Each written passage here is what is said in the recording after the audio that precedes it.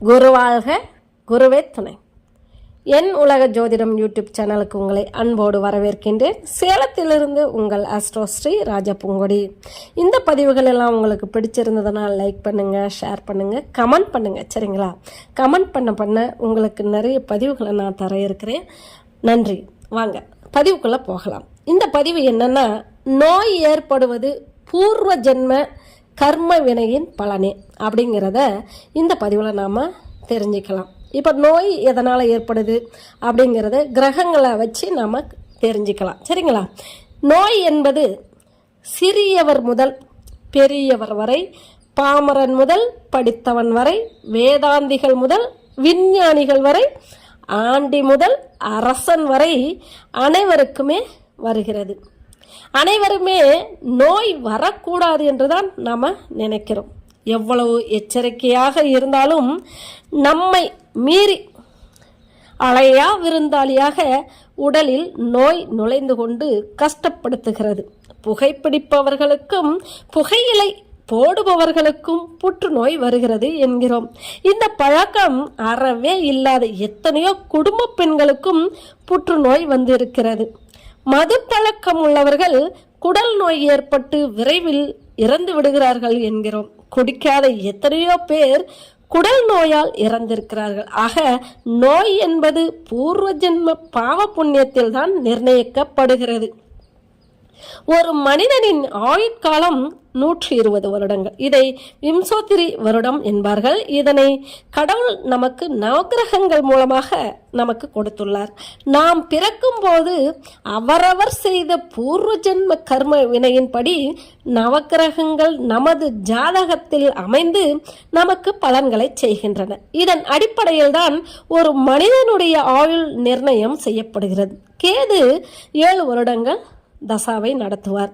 சுக்கிரன் 20 வருடங்கள், சூரியன் 6 வருடங்கள், சந்திரன் 10 வருடங்கள், செவ்வாய் 7 வருடங்கள், ராகு 18 வருடங்கள், குரு 16 வருடங்கள், சனி 19 வருடங்கள், புதன் 17 வருடங்கள். ஆக மொத்தம் 120 வருடங்கள் இந்த தசா புத்தி நடக்கும்.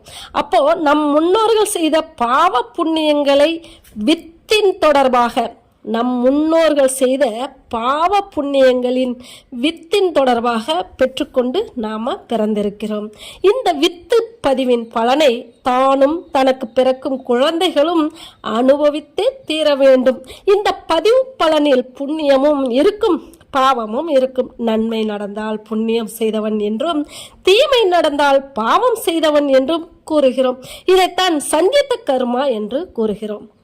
ஆக மனித பிறவி வித்து பதிவை கருத்தொடராக பெற்றுக்கொண்டு பிறக்கிறது. இதை ஜீன்கள் என்று குறிப்பிடுகிறோம். இந்த ஜீன்களில், அதாவது சுக்கில தாதுவில் 84 அம்சங்கள் உள்ளன. நம் தாய் தந்தை உட்கொள்ளும் உணவில் இருந்து வருவது 28 அம்சம், தந்தையிடம் இருந்து வருவது 21 அம்சம், பாட்டனிடமிருந்து வருவது 15% அம்சம், முப்பாட்டனிடம் இருந்து வருவது 10 அம்சம், 4வது பாட்டனிடம் இருந்து வருவது 6 அம்சம், 5வது பாட்டனிடம் இருந்து வருவது 3 அம்சம், 6வது பாட்டனிடம் இருந்து வருவது 1 அம்சம். ஆக மொத்தம் 84 அம்சங்கள் கொண்டது. நாம் கூறிய இந்த 7 தலைமுறை வழியாகவும் நம் சஞ்சித கர்மா அமைவதால் தான் 7 பிறவி 7 பிறப்பு என்று கூறுகிறோம். இந்த அமைப்பு இருப்பதால் தான் நம் முன்னோர்களுக்கு திதி கொடுக்கும் போது 7 தலைமுறையினருக்கும் சேர்த்து பிண்டம் தர்ப்பணம் செய்கிறோம். மேலும் விஞ்ஞானிகள் குரோமோசோம்களின் வழியாக ஒருவரின் வரலாற்றை கூற முடியும் என்றும், குளோனிங் முறையில் ஒன்று போல் இன்னொன்றையும் உற்பத்தி செய்ய முடியும் என்றும் கூறுகிறார்கள். ஆக நாம் முதலில் கூறிய 84 அம்சங்களின் கூட்டுத்தான் நம் பிறவி என்பதால் நம் முன்னோர்களின் பாவ புண்ணியங்கள் நம்மை கேட்காமலே நம்மிடம் வந்துவிடும். இந்த சஞ்சித கர்மாவை நாம் கேட்டு பெறுவதில்லை. இதை ஜோதிட விதியில் பூர்வ புண்ணியம் என்கிறோம். இதை நம் லக்னத்தின் 5ஆம் இடத்தை கொண்டு தெளிவாக தெரிந்து கொள்ளலாம். நாம் பிறவி எடுத்த பின் நாம் செய்யும் ஒவ்வொரு செயலுக்குரிய பாவ புண்ணியமும் நம் உடலிலே கரு மையத்திலும் மூளையிலும் ஒவ்வொரு செல்லிலும் பதிவாகிவிடும். இதனுடைய விளைவும் நம் வாழ்வில் பிரதிபலிக்கும். இதனால்தான் நம் முன்னோர்கள் தர்மம் தலை காக்கும் என்றும், திணை விதைத்தவன் திணை அறுப்பான், வினை விதைத்தவன் வினை அறுப்பான் என்றும் கூறினார்கள். இதை ஆங்கிலத்தில் எவ்ரி ஆக்ஷன் ஹாஸ் ரீசன் என்று விஞ்ஞானிகள் கூறுகிறார்கள். பகவத்கீதையோ நீ எதுவாக வேண்டும் என்று நினைக்கிறாயோ அதுவாகவே ஆவாய் என்கிறது. ஆக நாம் செய்த செயல்களின் விளைவும் நோயை நிர்ணயிக்கும். இதைத்தான் திருவள்ளுவர் இருள் சேர் இருவினையும் சேரா இறைவன் பொருள் சேர் புகழ் புரிந்தார் மாட்டு என்று குறிப்பிடுகிறார். வடலூரார் பழவினை புகுவினை என்கிறார்கள். ஆக இரு வினைகள் இருப்பதை தெளிவாக இவர்கள் கூறிவிட்டார்கள். கருவமைப்பின் வழிவந்த வினைப்பதவி சஞ்சிதமாம், உருவெடுத்த பின் கொண்ட வினைப்பதிவு பிராரப்தமாம். இருவினையும் கூடி எழும் புகுவினையே ஆகாமியம், ஒரு வினையும் வீண் போக உள்ளடக்கி பின் விளைவாம் என்கிறார் யோகிராஜ் வேதாத்ரி மகரிஷி. ஆக நம் வினைப்பயன் எதுவோ அதை அனுபவித்துத்தானே ஆக வேண்டும். உடல் நோய் என்பது முன்ஜென்ம பாவத்தால் தான் ஏற்படுகிறது என்பதில் சந்தேகமே இல்லை.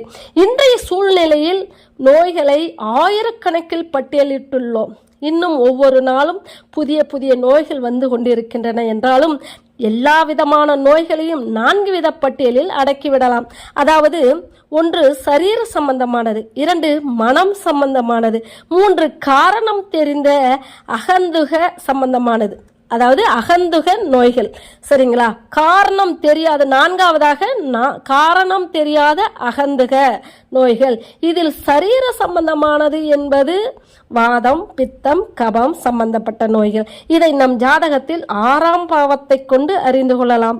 மனம் சம்பந்தப்பட்ட நோய் என்பது கோபம், கவலை, பயம், காமம், பொறாமை சம்பந்தமான நோய்கள். இதை நம் ஜாதகத்தில் 5ஆம் பாவத்தை கொண்டு அறிந்து கொள்ளலாம். காரணம் தெரிந்த அகந்துக நோய்கள் என்பது பெண்களின் சாபம், பிறரை ஏமாற்றிய குற்றம், நம்பிக்கை துரோகம், சமூக மக்களை ஏமாற்றுதல், பெரியோர்களின் சாபம், இவைகள் பூர்வ ஜென்ம பாவங்களாக ஜென்ம ஜென்மமாக தொடர்ந்து வரும். இவற்றை நம் ஜாதகத்தில் 8, 9 பாவங்களை கொண்டு நாம அறிஞ்சு கொள்ளலாம். காரணம் தெரியாத அகந்துக நோய்கள் என்பது பில்லி, பேய், பில்லி, சூனியம், ஏவல், பிரேத தோஷங்கள் இவைகளால் ஏற்படக்கூடியது. இவற்றை நம் ஜாதகத்தில் பாதகஸ்தானம், பாதகாதிபதி, மாந்தி ஆகியவற்றை கொண்டும் நாம அறியலாம்.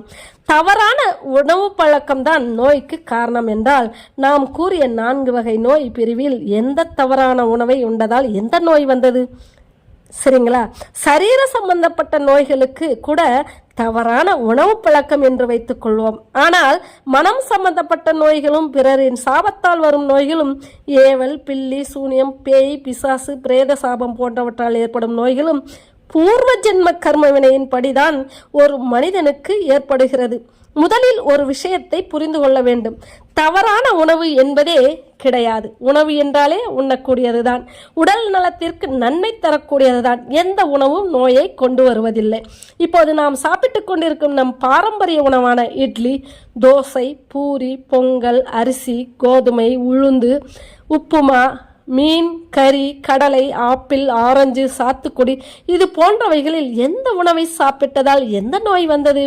வேண்டுமானால் ஒன்று சொல்லலாம். நோய் நாடி நோய் முதல் நாடி என்ற வள்ளுவன் கூற்றுப்படி நோய் வந்த காரணத்தை ஆராய்ந்தால் நிச்சயமாக தவறான உணவாக இருக்காது. ஏற்கனவே பூர்வ ஜென்ம பாவ புண்ணியப்படி நோய் வந்துவிட்டது. நோய்வாய்ப்பட்ட உடம்புக்கு செரிமானத்தன்மை குறைந்துவிட்டது. உணவு கட்டுப்பாடு வைத்துக் கொள்கிறோம். ஆக உணவை சாப்பிட்டதால் எந்த நோயும் வருவதில்லை. அப்படி ஒரு உணவு நோயை தருமானால் அதை நாம் உணவு பட்டியலில் வைத்திருக்க மாட்டோம். சரிங்களா? இப்போ பிறந்த சில நாட்களிலே பல குழந்தைகள் இறந்து போகின்றன. இந்த குழந்தைகள் எல்லாம் எந்த தவறான உணவை சாப்பிட்டது? சில உணவுகளினால் தான் சர்க்கரை நோய் வருகிறது என்றால் பிறந்த பச்சிளம் குழந்தைக்கு சுகர் 600 இருந்தது என்று பேப்பரில் செய்தி வந்தது. இந்த குழந்தை எந்த தவறான உணவை உண்டது? எனக்கு தெரிந்த ஒரு அம்மா மாதம் 4 வெள்ளி விரதமும் முழு சைவமும் உணவு கட்டுப்பாட்டுடன் கூடிய பக்தை எந்த கெட்ட பழக்கமும் இல்லை அவர்களிடத்தில். 37 வயதிலேயே பிரஷர், சுகர், டிப்ரெஷன் நோயாளியாகிவிட்டார். எந்த உணவில் இந்த நோய் வந்தது சொல்லுங்க பார்க்கலாம். நோய் வந்தவர்களும் உணவு கட்டுப்பாடுகளை கடைபிடித்த பின்னரும் கூட, உணவே மருந்து என்று வாழ்ந்தும் கூட நோய் நீங்கி முழு சுகமுடன் வாழவில்லையே. பலருடைய நோய்களை தம் தவ வலிமையால் போக்கிய ஞானிகளும் ரிஷிகளும் கூட அவர்களுக்கு நோய் வந்தபோது அது பூர்வ ஜென்ம வினை என்று கூறி ஒப்பு கொடுத்து அனுபவித்த வரலாறுகளும் நம் நாட்டில் நிறையவே உண்டு. உதாரணமாக ரமண மகரிஷி புற்றுநோயால் பாதிக்கப்பட்டு புண்ணாகி சீல்வடியும் நிலையில் கூட மருத்துவம் பார்க்க மறுத்துவிட்டார். ஏன் என்று சிஷ்யர்கள் கேட்டபொழுது கூட இது கர்ம வினைப்படி வந்தது, இதை நான் அனுபவித்தே ஆக வேண்டும் என்று கூறி சிரித்தாராம். காரணம் தெரியாத பல நோய்களுடனும் மருத்துவத்தால் முழுதும் தீர்க்க முடியாத நோய்களுடனும் இன்னும் பலர் வேதனையுடன் வாழ்ந்து கொண்டேதான் இருக்கிறார்கள். இன்னும் மருத்துவமனைகளில் டாக்டர்கள் ஒரு நோயை பரிசீலிக்கும் போது இந்த நோய் உன் தாய்க்கு இருந்ததா, உன் தந்தைக்கு இருந்ததா என்று கேட்டு அப்படி இருந்தால் அது பரம்பரை நோய் என முடிவு செய்கிறார்கள். பரம்பரை நோய் என்றால் என்ன அர்த்தம்? பூர்வ ஜென்ம பாவ புண்ணியம் என்றுதானே அர்த்தம். இந்த நோய்கள் கூட தீர்க்கக்கூடிய நோய்கள், அனுபவிக்கக்கூடிய நோய்கள், தள்ளி போடக்கூடிய நோய்கள் என்று நம் பாவ பதிவுகளுக்கு ஏற்ப செயல்படுகின்றன. இவற்றை எல்லாம் ஜோதிட சாஸ்திரத்திலிருந்து தெளிவாக அறிந்து கொள்ளலாம். எந்த உணவும் நோயை உருவாக்குவதில்லை. அப்படி உருவாக்கினால் அது உணவுப் பொருள் அல்ல, அதற்கு பெயர் விஷம். அவரவர் தமக்கு உள்ள ஆயுசும் தொழிலும் பொன்னும் இவர்களின் வித்தை செல்வம் 7 மரணங்கள் 7 தவமுடைய பிரம்மதேவன் தம் கை தொடங்கு முன்னம் சிவனுடைய அருளினாலே கற்பத்தில் நிச்சயிப்பான் என்ற பாடலின்படி நோய் நொடியின்றி